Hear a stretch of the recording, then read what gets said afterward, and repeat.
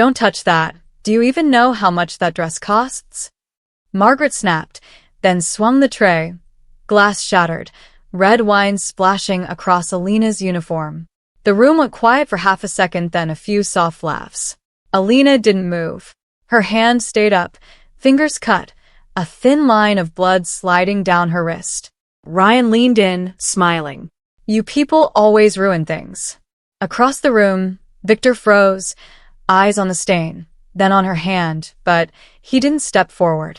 A child's laugh cut through the tension, then suddenly choked. A small body dropped near the table. A plate clattered. No one moved fast enough. Alina's head snapped toward the sound, and she stepped forward before anyone else could stop her. What are you doing? Ryan's voice rose. She didn't answer, because the way the boy's lips were turning blue meant there were seconds left. And she wasn't supposed to touch him, but she already was. And Victor just realized something was very wrong. But what exactly did she see that no one else did? If you're watching this on Black Maid Stories while winding down tonight, would you step in or freeze like everyone else just did? Because she didn't hesitate. She broke every rule in that room in under a second, and that choice could cost her everything. And right now, no one in that mansion understands what she's about to do next. Water kept running over Alina's hands in the staff sink, pink spirals slipping toward the drain. She pressed a paper towel against the cut, tight, steady. No shaking now. In her pocket, the corner of a folded bill dug into her hip every time she moved. She didn't take it out. Behind her, laughter bled through the wall again.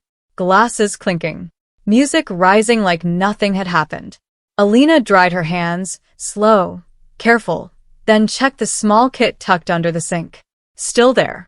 A voice called from the hall, sharp. We're short on staff, move. She stepped back into the light. No one looked at her. A tray was pushed into her hands without eye contact. She took it, adjusted her grip, kept walking. Near the center table, the boy stood on a chair, reaching for something he shouldn't have. No one stopped him. Alina's eyes flicked to the plate in front of him, then to his face. He laughed, then coughed once. Quick. She slowed. A second cough, longer this time. Someone nearby waved it off. He's fine. Alina didn't move closer yet. Just watched. The boy wiped his mouth with the back of his hand. Missed a spot. A faint redness crept up his neck. Her fingers tightened under the tray. One small detail. Easy to ignore unless you knew what it meant. And she did. From across the room, Ryan's voice cut through again. Don't just stand there, serve. Alina stepped forward, but her eyes never left the boy, because the way his breathing just changed wasn't normal. And no one else had noticed it yet. Ryan snapped his fingers without looking. Over here. Alina stepped in, tray balanced. He didn't reach for a glass. Just pointed at the table. Set it down. Careful this time. She lowered it. Smooth. Quiet. He checked the edge of the table with 2 fingers like he expected a mess anyway. Then wiped an invisible spot with his napkin. Unbelievable, he muttered. Not to her. Not to anyone. Across from him, Margaret tilted her head at a guest, smiling like nothing had happened minutes ago. Some staff just don't understand standards. The guest chuckled. Didn't look at Alina. A hand brushed past her shoulder. Too close, too casual. She shifted half a step back, made space without saying a word. Stay to the side, Margaret added, eyes already moving on. Don't hover. Alina moved. 2 steps. Stopped where the wall met a tall window. From there, she could see everything. Victor stood near the far end, glass untouched in his hand. Someone spoke to him. He nodded once, eyes drifting past them. For a second, his gaze landed on Alina. Then Ryan stepped between them. Sign it tonight, Ryan said, low but firm. No delays. Victor didn't answer right away. Ryan leaned closer. Mom's already lined it up. Don't make this complicated. A beat. Victor set his glass down. Not here. Then where? Ryan pressed. Victor's jaw tightened. He didn't respond. At the table behind them, the boy climbed down from the chair. His hand knocked a fork to the floor. No one noticed. He bent to pick it up. Stay down a second too long. Alina straightened. The boy stood again, but slower this time. His shoulders lifted with each breath. A woman nearby laughed at something on her phone. The boy's hand went to his throat. Alina took one step forward. Ryan's voice cut across the room. I said stay to the side. She stopped. The boy coughed again. Sharper now. Victor turned his head slightly. Not toward Alina. Toward the sound. And something in the room started to shift. The boy's knees buckled. A glass tipped, shattered against the floor. People stepped back, not forward. What is he doing? Someone muttered. The boy clawed at his collar, breath coming in short, sharp pulls. His lips were turning a dull blue. Alina moved. Fast. The tray hit the table with a dull thud as she pushed past a guest's shoulder. No apology. No pause. Hey, Ryan turned, voice rising. Where do you think you're going? She didn't answer. She dropped to her knees beside the boy, one hand already at his neck, fingers pressing, counting. Too fast. She turned his face toward the light, eyes unfocused. Move, she said, low, controlled. No one moved. Margaret's heels clicked closer. Excuse me, what are you doing to him? Alina reached for the boy's wrist. Weak pulse. Her other hand slid to his back, steadying him as his body jerked. Someone call emergency services, she said, sharper now. Ryan laughed once, short. You don't give orders here. The boy gagged. A thin wheeze slipped out, barely air. Alina's jaw tightened. She shifted him, lowering him flat against the floor. One hand under his head, the other already checking his airway. Stop, Margaret snapped. Don't touch him. Alina didn't stop. She tilted his chin, opened his mouth, checked quickly. No obstruction. Breathing worse. She looked up, scanning the table, plates, drinks. There. Her eyes locked onto a small injector pen lying beside a napkin. Too far. She reached. A hand grabbed her arm. Hard. What did I just say? Ryan's grip tightened, pulling her back. The boy's chest jerked again. Alina twisted, trying to break free. He needs that now. You're not qualified to touch him, Ryan shot back. She yanked her arm loose. That was it. The room shifted. Not whispers anymore. Voices rising, sharp, uneasy. She's crossing a line. Who let her? Margaret stepped forward, pointing. Security. Get her out of here. Two guards moved in immediately. One grabbed her shoulder. The other reached for her arm. The boy's breathing dropped, shallow, uneven. Alina looked at him, then at the injector, then back at the guards. No, she said. Not loud, but firm. The guard pulled harder. You need to come with us. The boy's body slackened. That was enough. Alina drove forward, shoulder into the guard's chest, breaking his grip just enough. She lunged across the table, fingers closing around the injector. Stop. Margaret's voice cut through the room. Too late. Alina turned back, dropping beside the boy again, hands moving fast. But behind her, Ryan stepped forward, face tight with anger. And this time, he wasn't just reaching to pull her away. Drop it. Ryan's hand slammed down on Alina's wrist before the injector reached the boy. The pen slipped, clattered across the floor. No. Alina lunged for it. A guard caught her shoulder, yanking her back hard enough to throw her off balance. She's interfering, Margaret said, voice cold, controlled. Remove her. The boy's chest barely moved. A thin, broken wheeze. Victor stepped closer now. Not fast. Not slow. Watching. Alina twisted against the guard's grip. He needs that, he's not breathing right. You don't get to diagnose anything, Ryan snapped. You serve drinks. Another cough. Weaker. Someone in the crowd whispered. Should we call? We already have a doctor on the way. Margaret cut in. No one touches him until then. Alina's eyes locked on the injector, just inches from her hand. 5 seconds, she said, breath tight. That's all it takes. Ryan laughed again, sharper this time. And if you're wrong? I'm not. You don't know that. She pulled harder. The guard tightened his grip. Let go of me. No. The boy's hand fell to the floor. Still. That changed the room. Not loud, just a shift. People stopped talking. Victor's jaw flexed. Alina saw it. Look at him, she said, voice cutting through everything. Look. Ryan didn't turn. Stop talking, he said. You've done enough. I haven't done anything yet. That's the problem. A second guard stepped in, reaching for her other arm. Both of you, take her out. They moved in sync. Alina jerked forward, forcing herself low, fingers scraping the floor. She caught the injector. Hey! Ryan grabbed her again, harder this time, pulling her upright. The pen stayed in her hand. The room snapped back into noise. What is she doing? Stop her. Margaret stepped closer, heels sharp against the marble. Give that to me. Alina shook her head. No hesitation.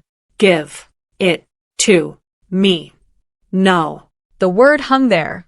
Simple. Final. Ryan's grip tightened. You don't say no here. Alina didn't look at him. She looked at the boy. His lips were darker now. Breathing almost gone. Move, she said again. Margaret's expression hardened. You are out of line. I don't care. Gasps. Low. Shocked. Ryan leaned in, voice dropping. You'll care when you're out on the street tonight. No response. You think this is your place? He pressed. You think you matter here? Alina's hand tightened around the injector. Not right now, she said. Ryan blinked once. Didn't expect that. Excuse me? Right now, she repeated, eyes still on the boy. He matters. Margaret stepped in between them. Enough. She turned to the guards. Take her out now. They moved again, stronger, faster. One grabbed her elbow. The other reached for the injector. Alina pulled back, body twisting, trying to shield it. Stop resisting, the guard snapped. I'm trying to save him. You're making it worse. The boy's chest jerked, then stopped. Silence. Not complete, but close. Victor took another step forward. Closer now. Watching everything. Alina felt it. That second where everything could tip. She looked at him. Not pleading. Not asking. Just waiting. Ryan followed her gaze, then scoffed. Don't look at him. He's not going to help you. Victor didn't move. Didn't speak. Margaret turned slightly, voice tight. Victor, say something. Nothing. Alina's grip on the injector shifted. Her thumb slid into position. Ryan saw it. Oh, no, you don't. He reached for her hand. She pulled it back just enough. The guards tightened their hold. 3 hands on her now, forcing her up. Away. Last chance, Margaret said, voice low and deadly. Put it down. Alina's breathing slowed. Steadier now. Focused. She looked at the boy one more time. Then at the injector. Then at the hands holding her back. Her jaw set. Not moving. Not yet. And everyone in that room could feel it. She was about to do something that would change everything. The room held still. No music. No voices. Just the soft hum of the air system and the faint rattle of glass settling on the floor. Light from the chandeliers reflected off the spilled wine, broken across the marble in thin red lines. The boy lay flat, too still.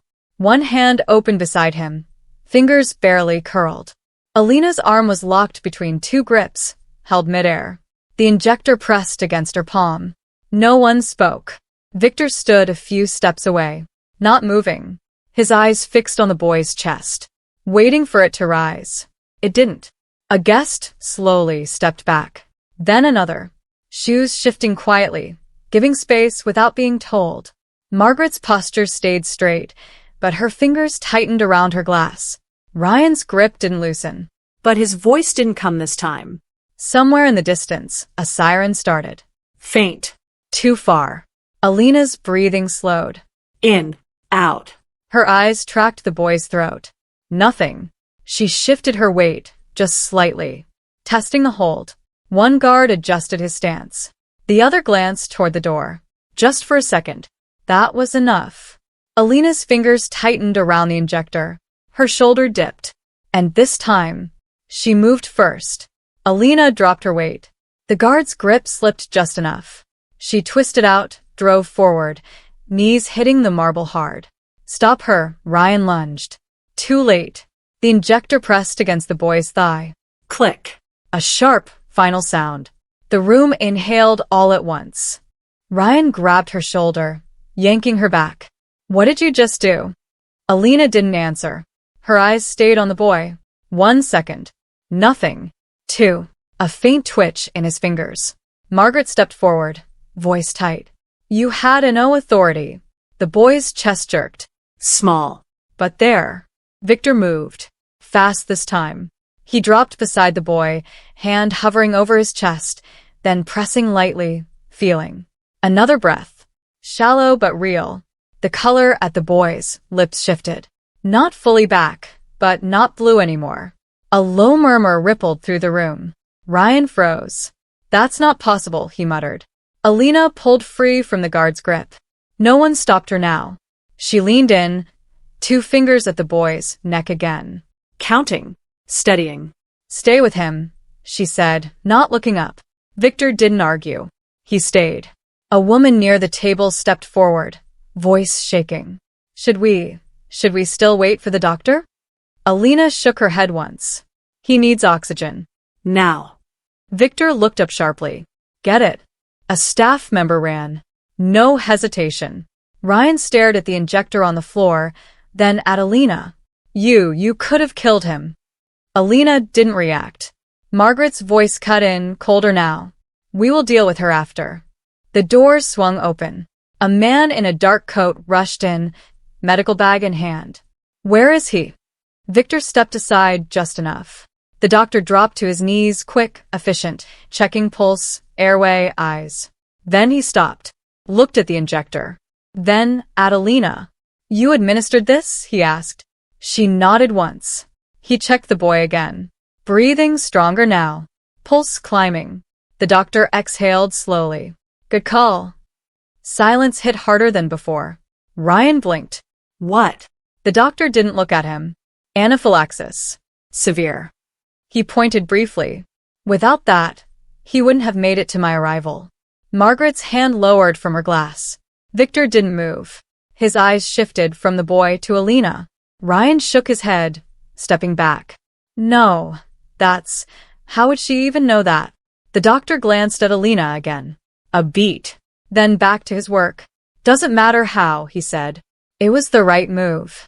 A staff member returned with oxygen. The mask went on.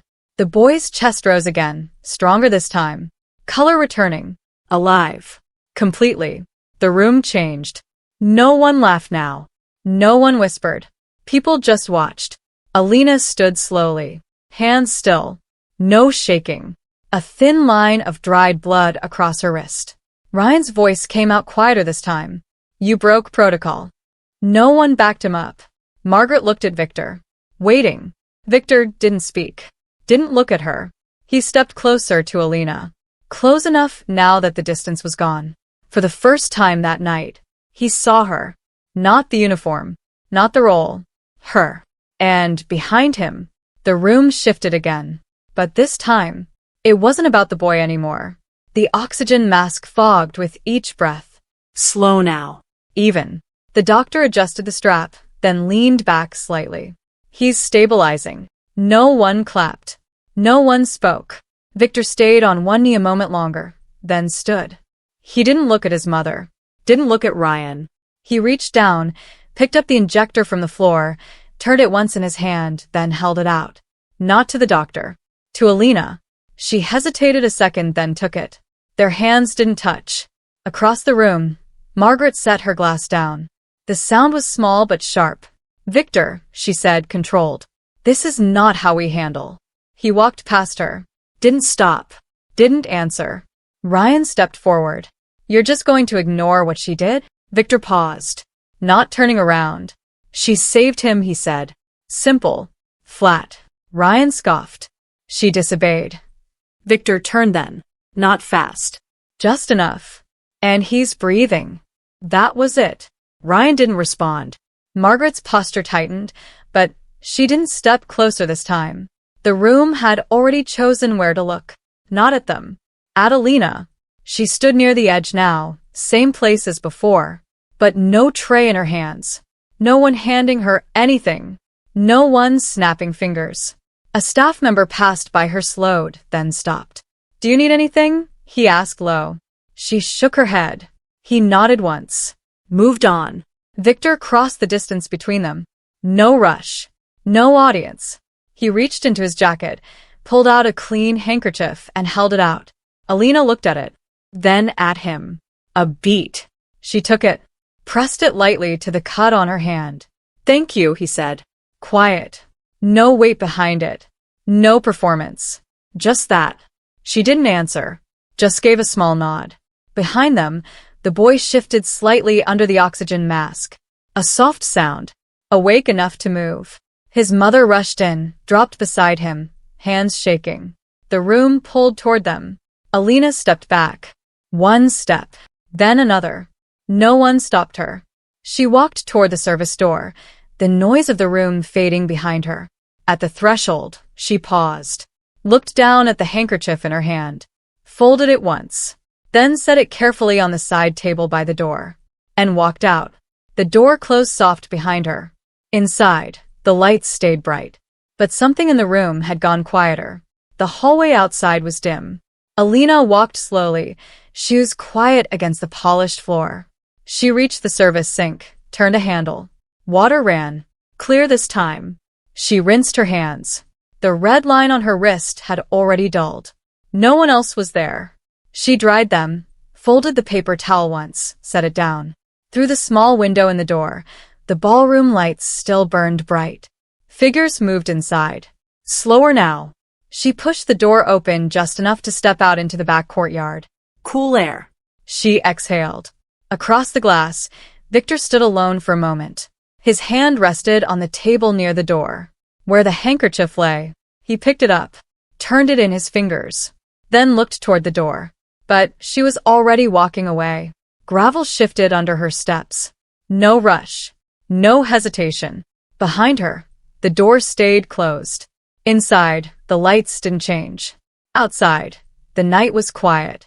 She walked away without asking for anything, even after saving a life no one else could. If you were in her place, would you have stayed, or left just like she did, knowing they'd never see you the same way? I'm curious how you'd handle that moment. Tell me what you think.